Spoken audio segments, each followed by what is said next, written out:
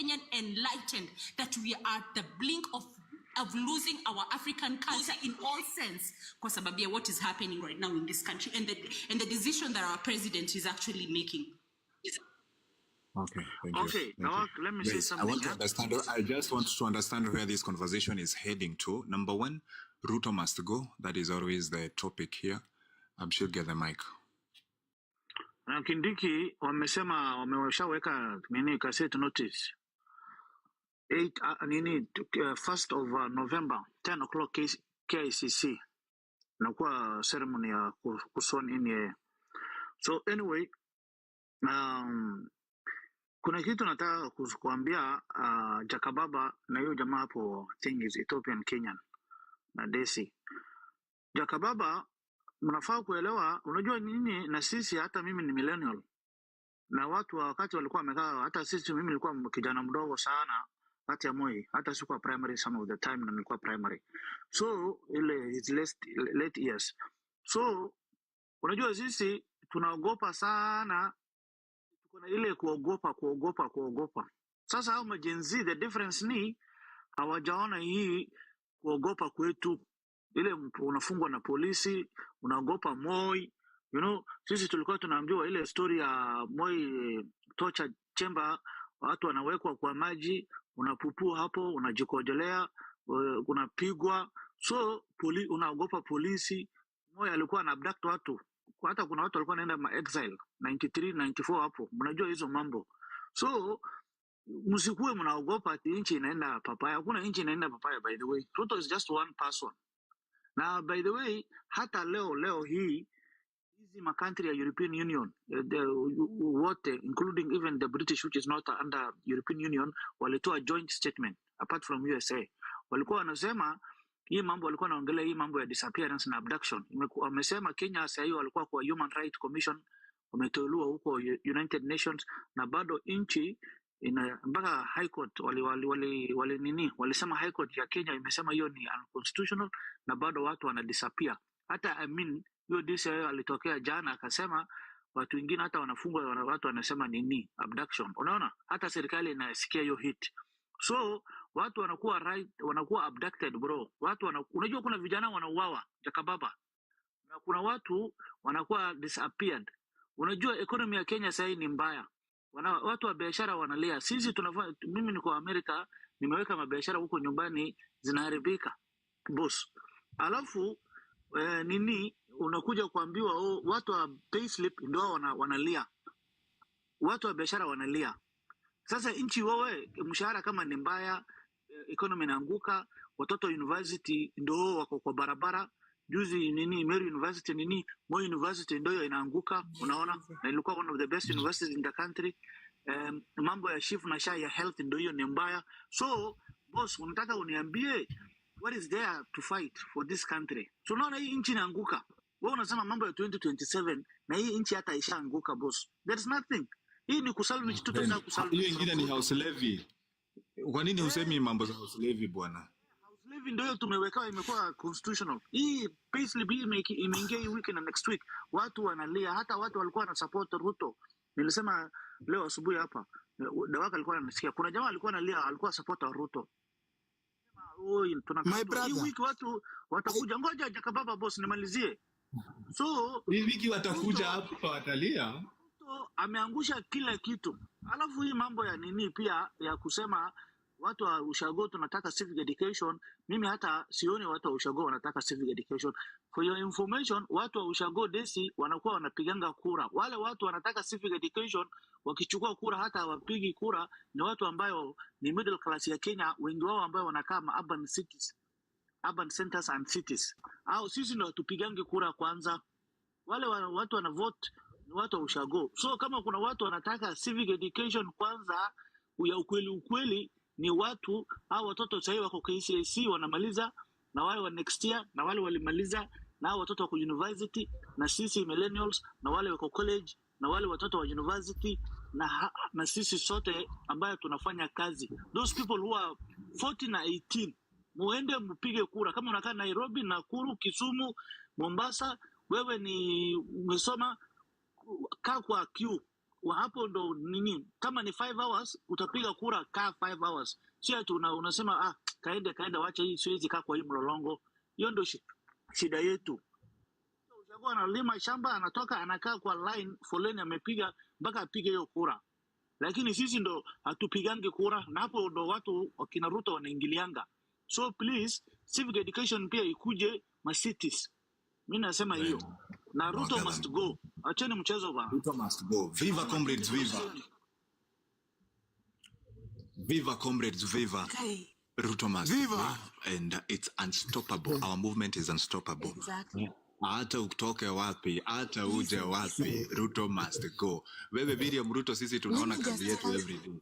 We are happy every day that umesema negative, sijui fake news, sijui what news zinatamba. William Ruto hakuna kitu fake. Every day hapa tunakufinya. Viva comrades, viva.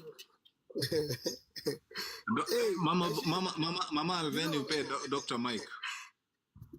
Moja. Yes. Unakumbuka jana nikiwaambia when you people were talking, I told you that Friday is a public holiday. You guys told me no, it will not happen. Mnakumbuka?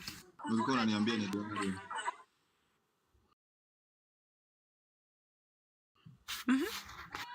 Okay. Na sisi tutaenda kazi. Ni ya Ruto hiyo. Sisi tutakuwa kazi. Wamesema is gazetted. Wameka is gazetted. It's gazetted. Tulikuwa nakwambia sasa hiyo kitu bro, wanaweza kuapisha huyo jamaa ya ICC. It is gazetted, is a holiday. So let me tell you, vile Jakababa alikuwa anasema hapa ati Ruto hafai kuenda mali nchi, wacha iungue nyinyi watu. Let us fight for this country. Acha mchezo. Unaona guys, wale watu wamerudisha faith yao kwa government. Wakiingia kwa live kama hii, haizi kukuambia ati Ruto must go. Anakuambia let us consider Kenya.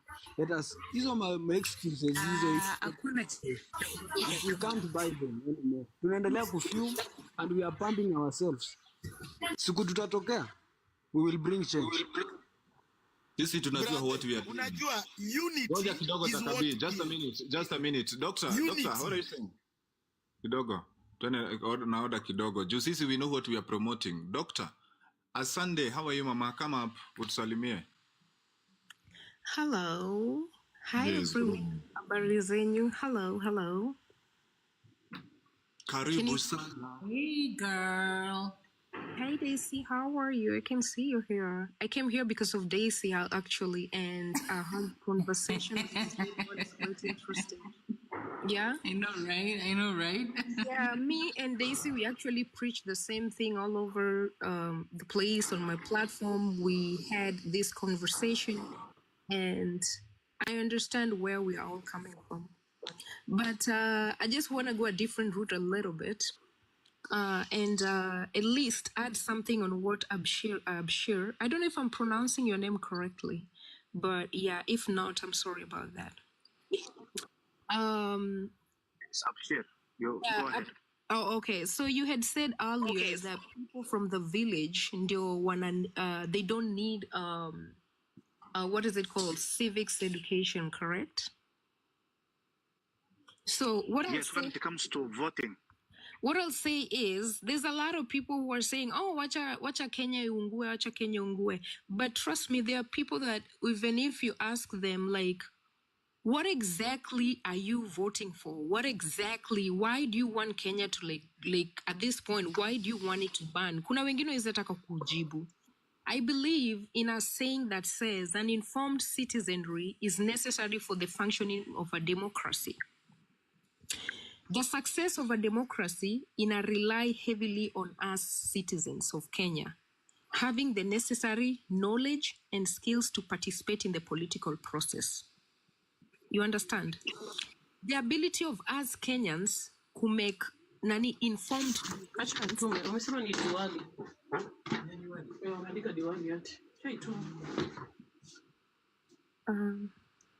sorry.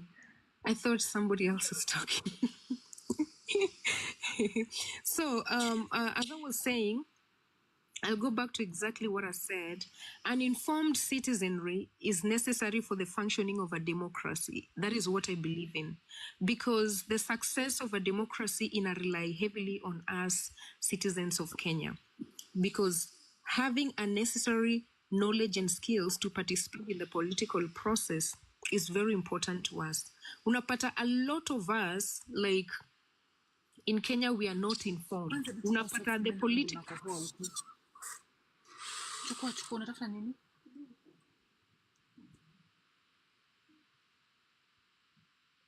Oh, sorry.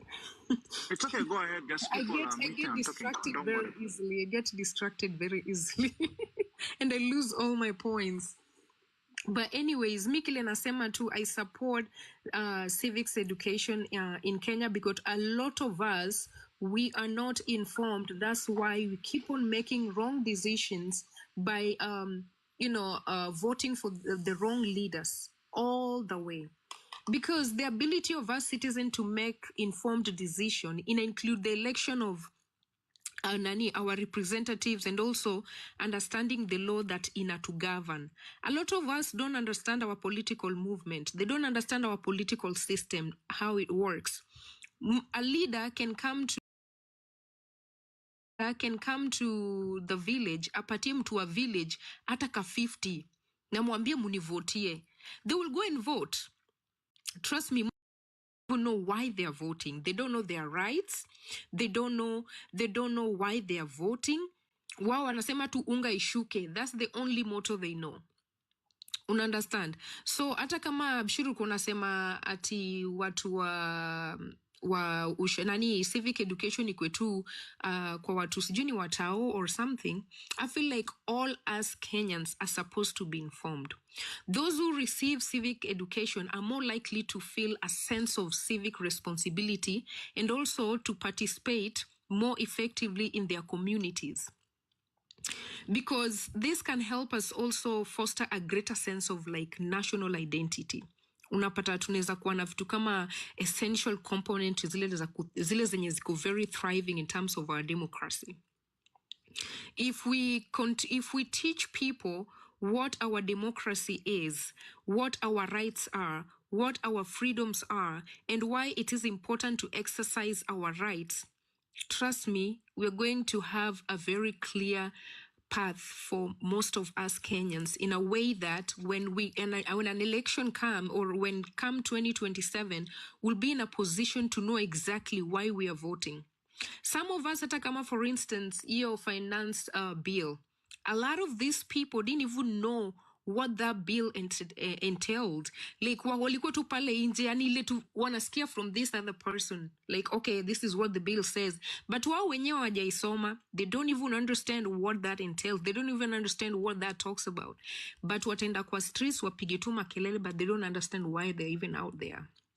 Trust me, if we could go back and at least educate our people on what their rights, democratic rights are, what their freedoms are, what their rights are, trust me, it's going to be a better place for all of us. Right now, we keep on, hata saizi Ruto akatoka, we vote for other people. If we still don't understand what our rights are, we are still going to make the same mistake over and over again. We've been making this mistake for years now. For years, we've been doing this. So by teaching citizens of Kenya about the principles of their democracy, they become more informed, wanakuwa more informed and knowledgeable about the issues that is facing our countries.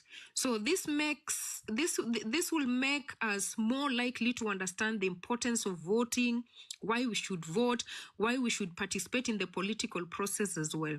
Again, a well-informed populace allows for the possibility of a thriving democracy in which every individual Kenyan's opinion or a Kenyan citizen opinion can be heard and respected. Again, this helps to foster a sense of national identity of our country. Because an individual like myself, if I understand the significance of our country's past, wengi wetu hata history our political history we don't know, our political system we don't know nothing. And that's why we keep on choosing wrong leaders each and every day. So again, we are more likely to participate in this future if we equip individuals with the tools that we need in order to go for the next leader in the future. So again, we'll say here Ruto must go. Yeah, at this point he really has to go. But then again, who are we bringing in? And this person who we are bringing in, what are the potential he has? Does he understand our political system himself? Unapata most of these leaders hata wenyewe political system yetu hawa understand. Hawajui. We just vote because, oh, so-and-so is nice, or so-and-so is a godly person, so-and-so is educated, or so-and-so is like this. We don't know them. We keep on choosing the wrong people because as Kenyans individually, we don't understand what our political system is. That's what I just wanted to say. Thank you. We don't, madam. Let me say this. We're not electing people that we don't know. We are electing people that we know. Ruto, he has been around for some time, since 1997. He was a member of parliament for Eldoret North. He became a minister. He became a deputy president. We knew his track record. We knew who Ruto was. We knew Ruto was a criminal. We knew Ruto. He had a case at ICC against humanity. We knew this guy was a thief. We knew that, he's grabbing lands left, right, center, and he had all bad things to his name. And we went ahead and voted for this guy. That is the problem, So, as much as we want to say things, Kenyans should stop pretending, Wezi kuwa unaweka mtu mbaya alafu una expect vitu nini. Ukipanda mahindi utachuna mahindi. Wezi upande mahindi alafu uchune maharagwe, haikwangi hivyo. So shida yetu ni unajua ni kama gamble wakati una gamble, ukigamble 100 unaweza pata 1000, lakini election ukiweka mtu kama Ruto unapata Ruto, usidhani utapata mtu kama Kibaki, haikwangi hivyo. So tusikuwe tunabahatisha hii kitu, na tumejua sasa hii kimeturamba. Hakuna mambo ya ukabila itakusaidia. Kenya ni kubaya sasa hii Kenya mnaona. Na kitu kingine nilikuwa nasema ni hii Kenya 2022, the total registration of voters in Kenya were 22 million, and the people who came out to vote were 14,200,000 total. 14 million and let me say 500,000. So where is the other 6-7 million people? That's a whole number that will make a big difference. So the problem is, that's why I was saying, as much as we want to tell the people in shacks and we want to give them civic education, I think our problem is the people. My problem with the people in urban centers is this, and the cities. When you get your voter card, please do not have it. Come to the polling station, and when you come to the polling station, wait. It may take 2 hours, it may take 3 hours. I know sometimes the lines are long. Wait, even if it's 3 hours, 4 hours. Make sure that is, by the way, one of your civic, your citizen duty is to vote. Stay there. Vote. Make sure you vote for someone based on ideas, based on someone you believe that they will take Kenya to the next level, not someone from your tribe, not someone that has bribed you. And the other thing we should stop is this. We made our politics very expensive. Please, do not take someone's money, whether they're a member of parliament, whether they're running for presidency, whether they're running for whichever elective post. The problem with us is someone like a member of parliament, they may use 50 million or even 100 million to campaign. Okay, they will need to have all this. They need to pay the elders. They need to pay the religious leaders. I don't know. They need to pay the youth, the women group, all these people. And then we expect the same people tomorrow. These people, they will recover their. Someone has put 150 million or 100 million. That person will recover that money. And for your information, these people, you do a basic maths. Their salary is like 800,000 or 1 million a month. That is times 12 months, 12 million. 5 years, 60 million. This guy has invested maybe 100 million or 80 million. Already, that guy has a deficit of 40, 50 million. He will come and recover that money from us. Let's not pretend. So if we want this thing, let us be honest with each other too. Wachana pesa ya mwanasiasa, please. It should be based issue things, not coming and taking people's money. And then you come and cry. Deja vu. Abishir. I Abishir. agree. Thank Abishir. you. My brother, I Abishir. agree. I I have to ask you a with question. you. With the knowledge that you have and the point that you are speaking, how I wish that umeambia 10 people about what you are saying. Because hapa TikTok nimeona majority of us at least tunajaribu, tuko na knowledge, tunaona bad governance yenye inaendelea in this country, we are seeing what is happening. But ukiangalia news, ukiangalia mashinani news saizi, ukiangalia vile watu wanaongea wakihojiwa na media, unakuja unagundua kwamba watu wangali, people are still in darkness. So the only way forward guys, ni siku yenye tutawacha hizi kelele tunapiga, tupeleke hizi kelele zitoke hapa ziingie mashinani. Recruit 10 people, I recruit 10 people, tusukuma idea of civic education the way my sister amesema pale. If we will not recruit people, how now wakwe na sababu ya kukasirika kama sisi, then we are not going to liberate this country, because the war has just begun. Wacha niwaambie, the war has just begun. Watu wanafaa wapate knowledge. Na the person mwenye amekuwa na structure ya okay, hii civic education unaweza ifanya at a personal level, na pia unaweza ifanya as a group. And guys, we have to start acting on it. We have to tell people about these things. The way people preach about the gospel out there, the way people spread news about something, about awareness about something, we also need to spread the idea of bad governance and what is happening. And there is a day Morara alisema hii kitu, sijui kama mnakumbuka. Morara alisema kwamba 80% of Kenyans they don't believe that they are paying taxes. By the way, aamini kwamba hizo mamilioni zinaibwa ni zake. Aamini kwamba hii kitu inafanyika inamuaffect. Yeye anaona ni kawaida tu. So we need to push the idea of civic education hapo nje. Kama mtu kama Dawak huyu nani anaongea? Walubengo si ndio unaongea?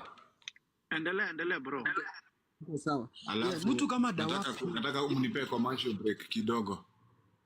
Walubengo malizia. Okay, sawa. Wacha nimalize, let me pen off.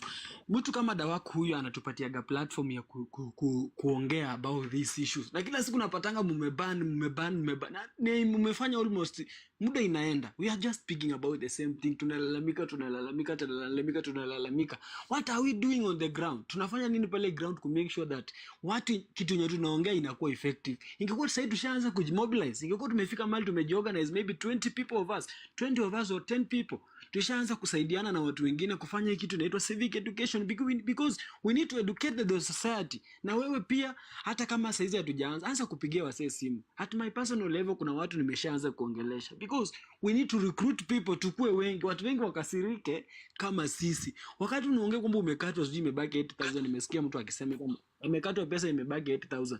There are so many people are not employed by this government. Hawajui wanafanya kazi za kijungujiko kawaida, mkiwa mbuzi mshahara kidogo amezoea. So we need also to make them know that what they are going through is also affected by the politics of Kenya. Wacha niachie hapo tu. Good guys, before